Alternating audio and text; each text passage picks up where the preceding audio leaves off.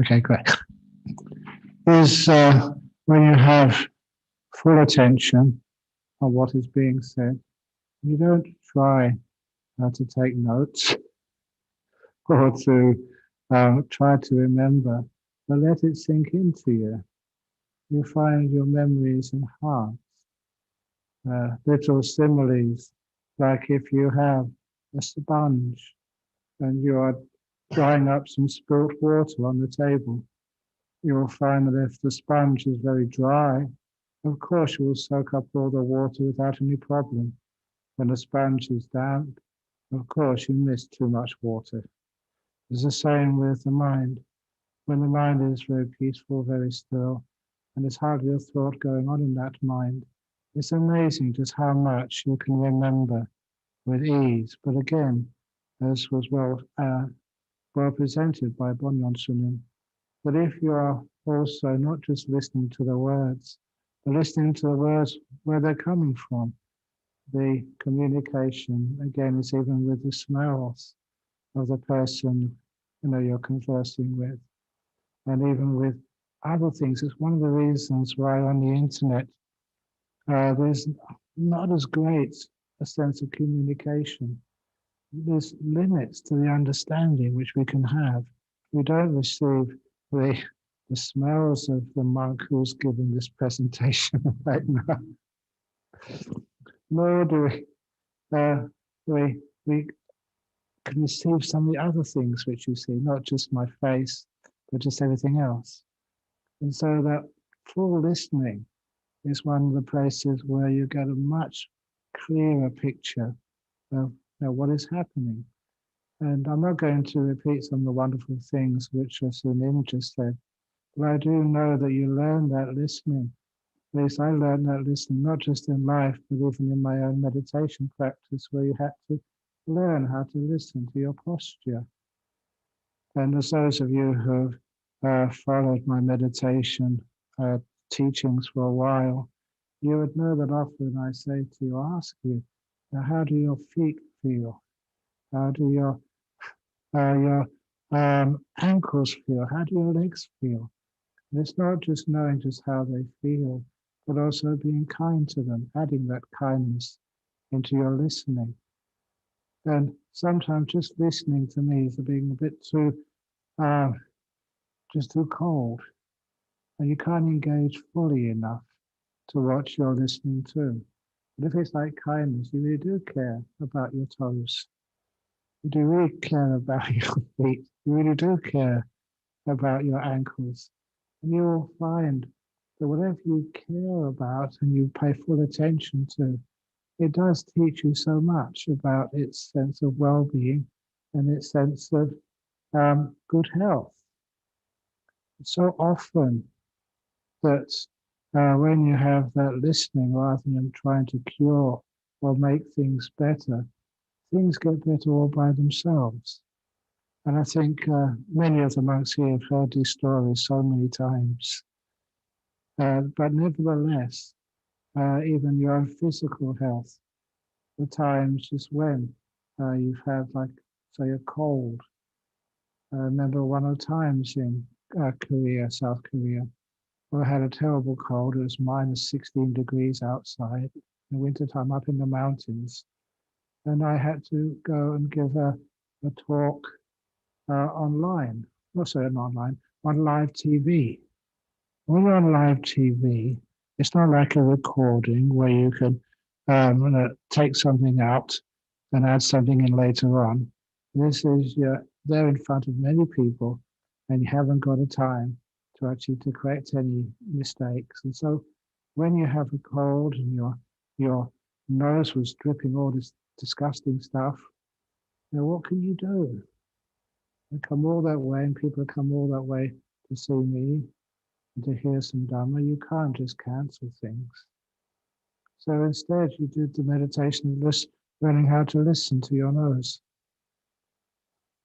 Have deep listening to part of your body. What's going on in there? Not trying to cure it, but trying to really get into it and get to know it and get to find out how it is and give it some kindness.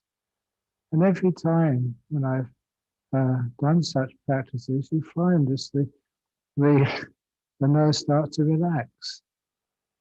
Then whatever was causing, that irritation in your nose starts to disappear.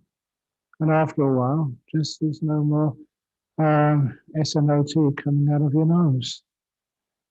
And sometimes to be able to have that engagement, to allow people to listen, sometimes just saying offensive words like snot makes people actually start to listen, simply because the unexpected. So little by little, you learn just, even with your own body, just how to relax it, to have a good posture. And a good posture is not what you see in a book or in a manual, but how you feel. So you're listening to yourself, listening to your body, having a good connection to how you feel. When you have that good connection to how you feel, then of course you're really listening to your body. It's this simple mindfulness together with kindness. And your body relaxes and you can sit meditating for a long time. And the same when you come out of your meditation, you can listen to others in the same way. My body, your body, other people's bodies, doesn't matter who they are, where they're from. And even little animals' bodies as well. It's a great privilege living in a forest because you meet so many animals, whether they're ants, bull ants, or snakes, or the wonderful kangaroos here.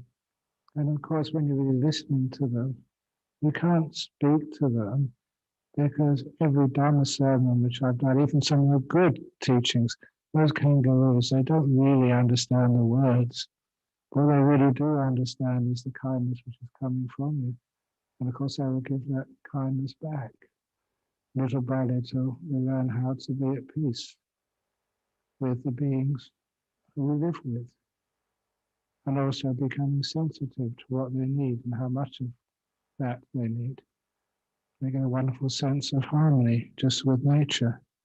It's not just counseling human beings. It's not just listening to human beings, it's listening to the whole of the nature around you and finding out what is the best way to create a peaceful, happy environment as best you possibly can. But again, that one of those little ideas which was very powerful was that whenever you are listening, as Sunim said, you're not listening to try and solve the problems. You're not listening to actually to try and heal the wounds or the pain in our world or in life or in ourselves. We do that by caring for it, to care, not to cure. Because there's only one letter difference in the English language. But caring is much more powerful. Cure, you can't always do that. I always remember all the times, people you're friendly with, they've helped you so much, you'd love to be able to cure them, but you can't. But often you can care for them. You can always care for them. And that care is not trying to change who they are, but actually to make the relationship which you have to them to be far more powerful. Some which can be done very easily. The still effects are magnificent. Caring is much more important than curing. And that caring comes from being able to listen to someone, and they can listen to you as well. You care for the environment in which you live. You care for the people you live with. And you listen to them, and they listen to you. And quite frankly, I do like the eye contact, because when I'm getting eye contact, you see, I've always done this, giving talks, making sure I look at each one of you, just to make sure that you're engaging. If someone's not engaging, I'll continue to look and laugh as well. Because the laughter there, which we share together, means people don't get embarrassed. The laughter is a much more powerful human emotion than scowling. And so little by little we learn how to be good listeners. And of course, some of the things which she said earlier. Am I going over time? Okay. 8, 12, yeah. Okay, well, good. We've got a countdown there. And so one of the lovely things to be able to do is to understand that most people, that we are afraid. And we are really afraid what other people think of us. And because of that, somebody cares for us, is not judging us, is not telling us what to do, is not telling us that this is right, this is wrong. That is something which allows people, the people you're talking to listen. And when other people can listen to you, it's a wonderful thing. You're opening up their mind because you're getting past their fear. And that's one of the ideas which came across, that beautiful way of, if you are in a leadership position, being able to give advice to others, when people are not behaving properly, as you think anyway, or they're having a bit of difficulty. And that was the wonderful sandwich method, which I'm sure that many of you know, that if you are going to tell somebody or give someone some advice, sometimes you do need to point the clock right in my direction, so I'm maybe going on too long. The sandwich method is always to give a person some praise, first of all, as you give yourself some praise when you're listening to yourself. And not just to say, that I care for you, but to say some wonderful things about the other person. Because when you praise somebody, give them loving kindness, give them respect, of course, then they start opening their ears. The more praise you give them, the more their ears open, because we like praise. And then after a while, when their ears are open enough, then you can actually give them some dhamma. If they misbehave and do something stupid, you can say, well, don't do it this way, try that way. And then at the very end, to make sure that the meeting goes beautifully afterwards, and I don't think, oh, that person, they don't understand me. Just give some praise at the end. And that sandwich method, praise first, and then give the filling to the sandwich, and then the praise at the very end, so that people can be encouraged to listen. Too many people are told off. That's why they're closing ears to others. And if you are praised and feel confident, of course, then that's a lovely way of creating effective listening. Little by making sure that one learns, first of all, how to listen to the body and listen to other people. And the same thing as when you are getting very still in meditation. Listen to your mind. Very often I teach you guys, when you're not working for others and you're in meditation, teach, ask your mind, how do you feel, mind? What do you need? Are you okay? You do that to your own mind when you're meditating. And a lot of times I get these incredible insights, not really insights in the sense of things I can share with other people, because they're very personal. Or you need to rest a bit more, you're putting too much effort in, you need to be more kind, or something like that comes up. And when you learn how to listen to your mind in meditation, that's much better than any instructions from your teacher or guru. You're aware of what's happening inside of you right now. And that means you can get some very lovely deep meditations. You're connecting with your mind, being a friend to it. So your mind will never be afraid of you. Fear comes up in meditation. A lot of times, I've noticed this, and I tell it's the last thing I'm going to say. It's almost time's up. The last thing I'm going to say, a lot of time that our mind wanders off or goes to sleep, you can't get still. Why? The reason is because your mind and you have got a bad relationship. You've always told it off, it's not good enough. You've always tried to make it something it's not. And because of that, you're not a good friend to your mind. For deep listening, you are a deep friend to your mind. You hang out together. You chill out together. because you and your mind know each other so well. From deep listening, we get the wisdom, not from learning. Never allow your learning, never allow your knowledge to stand in the way of truth. So anyway, we've got 2 minutes and 42 seconds. Yeah, sure.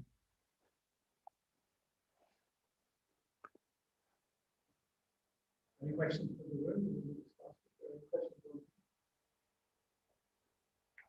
Okay, to get some questions, I know this is going to take 1 or 2 minutes. The Buddha once told a story of how people become intelligent in the next life. The karmic causes for intelligence in your next existence is asking questions in this existence. So anyone who wants to be stupid in the next life, please be quiet. Anyone who wants to get some wisdom, the opportunity to ask a question.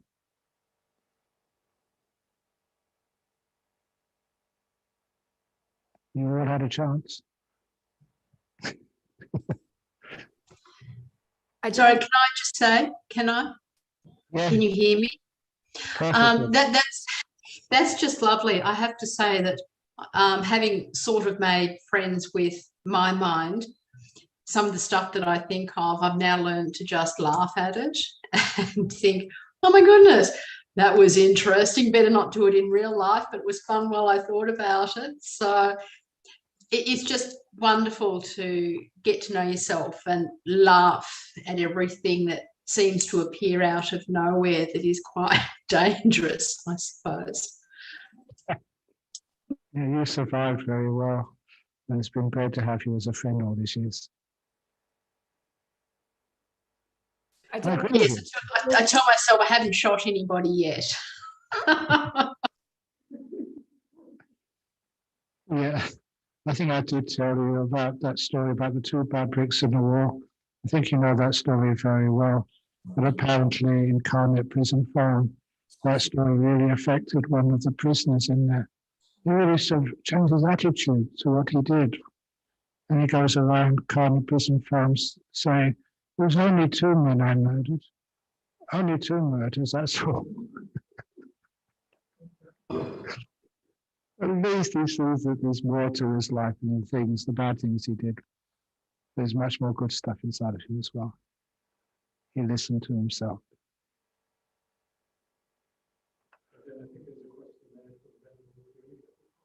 Oh, yeah, sure. Yeah, yes. Hi. Can I ask a question? Yes. I find it really hard sometimes to look at a person and listen at the same time, because either sometimes you're paying attention to what you see and then miss out on the hearing. So how can you do it quite effectively, both look and listen? Yes, just learn how to put it in. I would actually just make my mind very peaceful. Looking at them, there's nothing really interested in like looking in your face. I'm looking at your image on the screen right now. Oh, it's gone.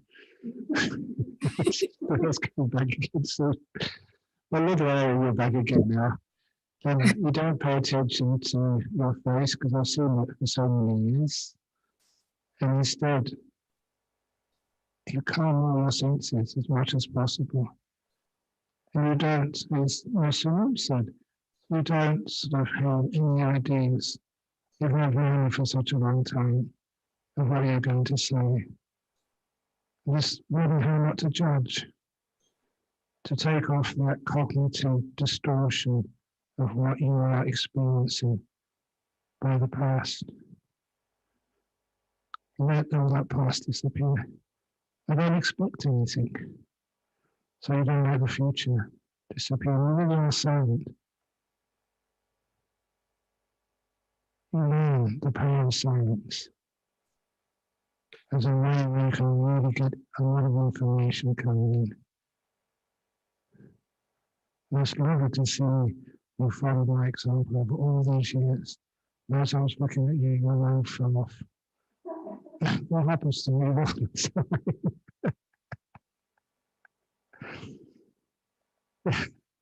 And even just, as I was saying, a smile at the right time, connection with somebody.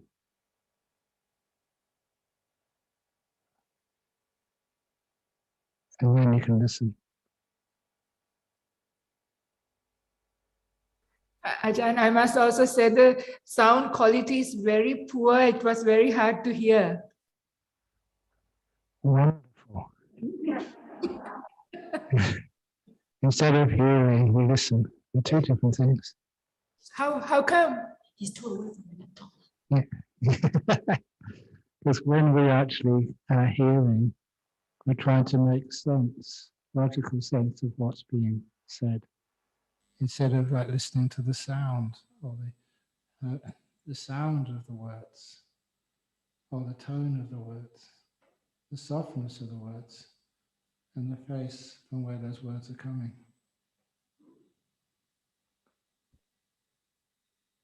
Does that make sense to you? We feel life instead of trying to listen to it in ideas.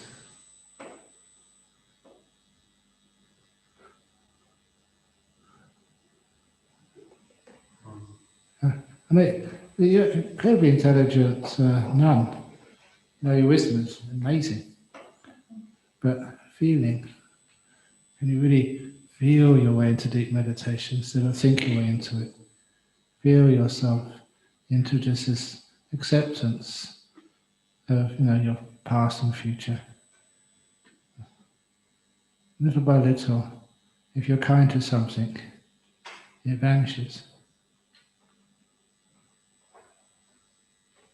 Kind to your past, kind to your future. Now I'm kind to you, and in a moment, you'll vanish. Come on, guys. Yeah, too bad.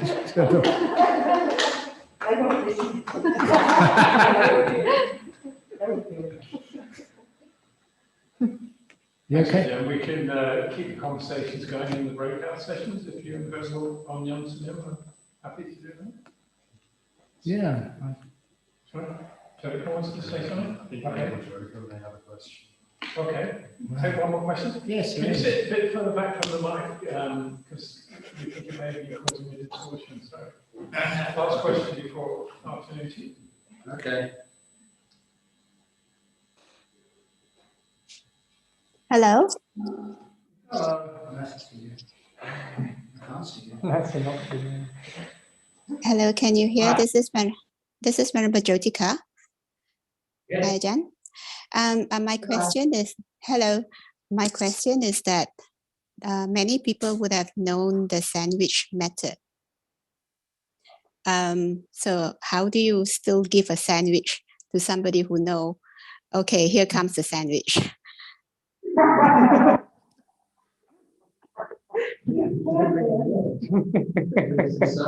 To somebody you know, you have to put a really thick piece of bread. First of all, so really put the kindness on it a lot. The best bread you can possibly find, really thick, what do you have? Fair trade, free range bread, multi-grain, you name it. And so you sell the bread first of all. And then if you know them fairly well, of course, the kindness which you give them should be so strong. But after a while, of course, they'll listen to you. And when they listen to you, they'll accept it in. Because again, when you're trying to criticize somebody, or trying to point out to them, trying to help, you know, to be a good friend to them, to listen to them, but also for them to listen to you, then you need a lot of kindness sometimes. And then any words which are not threatening, but you know, to the truth. They usually take it in a very beautiful way. Now don't ever forget the big piece of bread on the other side. And I may have said something to you which you maybe didn't want to hear, But nevertheless, you're still my friend, I still care for you. Little body as well, when I'm meditating, I care for your body. But then sometimes, well, you should actually sit a bit more straightly. And then after, I still care for you. You're still my friend. Does that make sense to you? Yeah, thank you. Okay. Well, if you say you want to do a sandwich method to someone you know, is that me? Wow. It's a nice piece of big bread. Thanks. Okay. Okay, thank you, Ajahn. Thank you.